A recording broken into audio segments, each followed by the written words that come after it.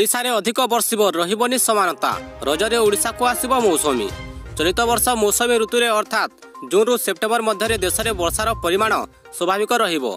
ओडिशा रे स्वाभाविक ठारू वर्षार परिमाण अधिक रहिबो बोली आकलन करा जायछि। कारण ओडिशा रे वर्षा रे प्रबल असंगति देखिबाकू मिलिबो।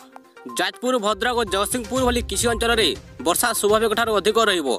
किसी स्थान में स्वाभाविक तथा अन्य केतेक स्थान में वर्षा नियंट हेबो बोली पूर्वानुमान करिछि भारतीय पाणीपाग विभाग। तेबे ओडिशार केउठारे केते वर्षा हेबो ओ वर्षार ए असंगति ओडिशार चाष उपरे कोन प्रभाव पकाइबो ता स्पष्ट करा जाय नाही। आईएमडी आज जून रु सेप्टेम्बर मास मध्य सारा भारत में हेबाकू थिबा मौसुमी वर्षार आकलन कर सूचना जारी करिछि। अन्यपटे जून 11 रु 15 मध्य अर्थात रज समय ओडिशा को दक्षिण पश्चिम मौसुमी छुईब बोली आकलन करा जाउछि। आईएमडी कहिछि जे जून रु सेप्टेम्बर मध्य सारा भारत में दक्षिण पश्चिम मौसुमी वायु प्रभाव में भल वर्षा बा स्वाभाविक वर्षा हेबो।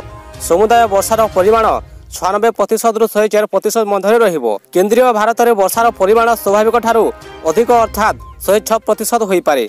केंद्रीय भारत में प्रबल वर्षा हेबार संभावना थिबारु या प्रभाव में ओडिशा रे मध्य अधिक वर्षा होई पारे बोली पाणीपाग विभाग कहिछि।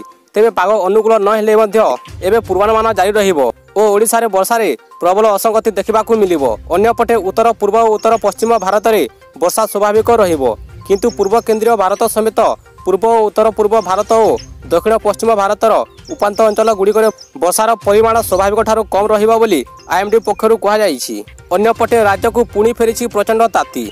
44.5 डिग्री सह सोनपुर राज्य उत्तप्त सहर पलटिथिबा बेले राज्यर 6 सहरर तापमात्रा 40 डिग्री अतिक्रम करिछि। 18 सहरर तापमात्रा 40 डिग्री उपरे रहितबा बेले सारा राज्य गरम गुलुगुली रे संतुली हेउछि।